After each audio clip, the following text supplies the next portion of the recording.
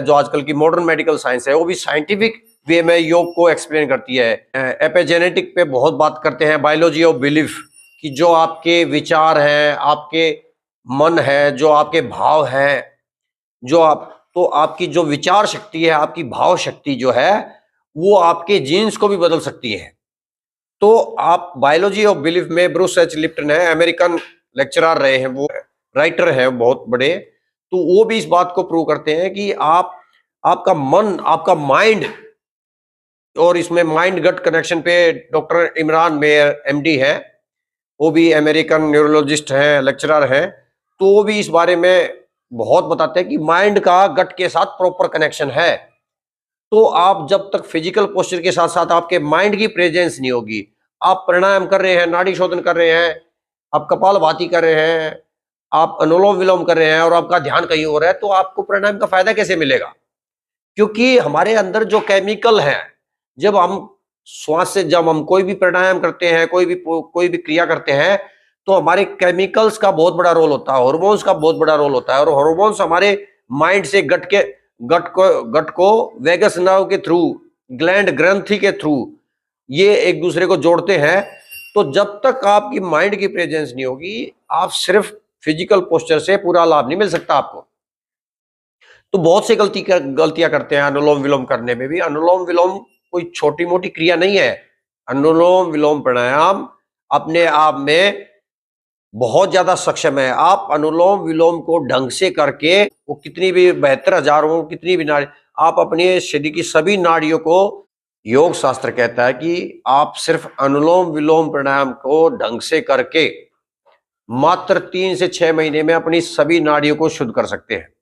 और सभी नाड़ियों शुद्ध का मतलब, सभी नाड़ियों को शुद्ध करने का मतलब है कि आपके शरीर में अब कोई रोग नहीं टिक सकता। वो चाहे डायबिटीज हो, वो चाहे कब्ज हो, वो चाहे मोटापा हो, वो चाहे आपको मानसिक तनाव हो, चिंता हो, थकान हो, भूलने की बीमारी हो, आप अपने शरीर से, आप जितनी भी बीमारियां होती हैं उनकी 98% बीमारियों को सिर्फ आप अनुलोम विलोम से ही ठीक कर सकते हैं। लेकिन उसको करने का प्रॉपर तरीका होता है। अनुलोम विलोम आप सबसे पहले तो किसी भी सुखासन में बैठिएगा, जैसे मैं वज्रासन में बैठा हुआ हूं, और रीढ़ की हड्डी को सीधे कीजिएगा। अब रीढ़ की हड्डी को सीधे करने का मतलब क्या है? तो जो फेफड़े, लंग्स के लिए जो प्रॉपर उसका फैलाव होना चाहिए, जब आप श्वास ले रहे हैं तो प्रॉपर होगा, इसलिए रीढ़ की हड्डी आपकी सीधी होनी चाहिए। और आपका मन, आपका ध्यान आपके प्राणायाम में होना चाहिए, न कि कहीं और जा रहा है। आप कर रहे हो यहाँ पे प्राणायाम, आप योग कर रहे हो और आपका ध्यान कहीं और है, तो आपको योग का प्रॉपर पूरा लाभ नहीं मिल सकता। एक कुछ पूछते हैं कि जी इसमें जो है अनुलोम विलोम में और नाड़ी शोधन में क्या अंतर है? तो अनुलोम विलोम में तो सिर्फ आप इस हाथ में विष्णु मुद्रा लगा के, इन दोनों उंगली, तर्जनी उंगली और मध्यमा उंगली को नीचे दबा के ऐसी विष्णु मुद्रा लगाएंगे। और इसमें चाहो तो आप ज्ञान मुद्रा, ध्यान मुद्रा भी लगा सकते हैं, और चाहो तो वायु मुद्रा भी। वायु मुद्रा के लिए आप जो है इसको तर्जनी उंगली को अंगूठे के नीचे दबा के शेष उंगलियां सीधी करके ऐसे हथेली को ऊपर की तरफ, आसमान की तरफ करते हुए। और अनुलोम विलोम में तो सिर्फ आप श्वास लोगे, जो आपकी नोस्ट्रिल चल रही है पहले उससे श्वास लेना है।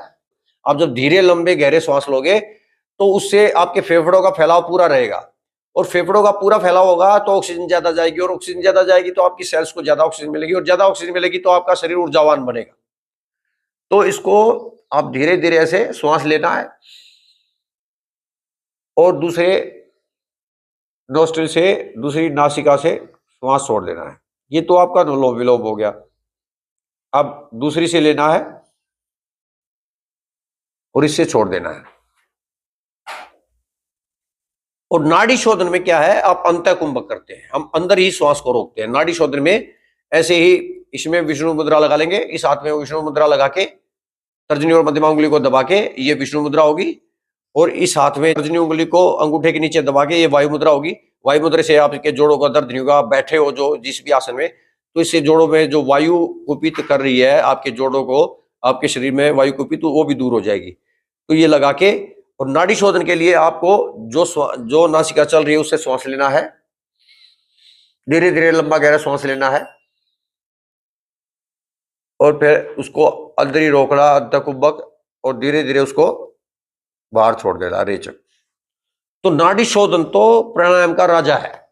यदि आपने नाड़ी शोधन को ढंग से कर लिया तो आपके सभी रोग, डायबिटीज तरह के भी, मोटापा, भयंकर रोग भी जो है इससे समाप्त हो सकते हैं। इसमें इतनी शक्ति है। एक अनुलोम विलोम का रहस्य जो है वो माइंड से क्या होता है वो मैं बता रहा हूं आपको। तो अनुलोम विलोम जब आप करते हैं तो अनुलोम विलोम आप चाहो तो आप किसी भी आसन में बैठ सकते हो, किसी भी सुखासन में। जैसे मैं वज्रासन में बैठ रहा हूँ, वज्रासन के बहुत फायदे हैं, आपके पाचन के लिए बहुत अच्छा रहता है। इससे आपकी जांघों में, पिंडलियों में जो थकान है, तनाव है, जो मांसपेशियां खिंची हुई है, वो भी बहुत आराम मिलेगा आपको। ये बहुत ही अच्छा आसन होता है आपके डाइजेशन के लिए, और इससे मानसिक आपके ध्यान समाधि के लिए बहुत अच्छा आसन होता है ये वज्रासन। तो आप इसमें जो अनुलोम विलोम का रहस्य है वो मैं बता रहा हूं आपको। गले से, यहाँ गले से जो श्वास जाती है वो एक ही पाइप के थ्रू जाती है दोनों फेफड़ों में। तो सारा खेल जो है लेफ्ट, जो बाई नासिका है और दाई नासिका है, उसका सारा खेल यहीं तक है, गले ऊपर ऊपर है। आप चाहे बाई नासिका से लीजिए, चाहे दाई नासिका से लीजिए, लेफ्ट से लीजिए या राइट से लीजिए, ये सिर्फ यहीं पे तक है, माइंड तक। तो उसके बाद तो ये एक ही पाइप है, गले से फेफड़ों तक तो एक ही पाइप है।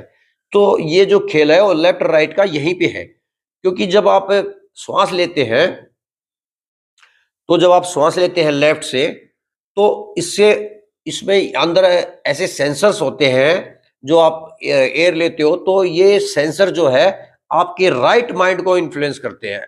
ये आपका जो दाहिना मस्तिष्क है, ब्रेन है, उसको प्रभावित करते हैं।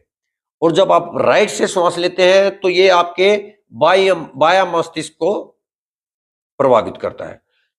तो ये सारा खेल आपके लेफ्ट राइट का है। और जब आप अनुलोम विलोम करते हैं, उसमें प्रॉपर समय देते हैं, प्रॉपर लंग्स क्या कैपेसिटी को बढ़ाते हैं, तो आपको फायदा मिलेगा।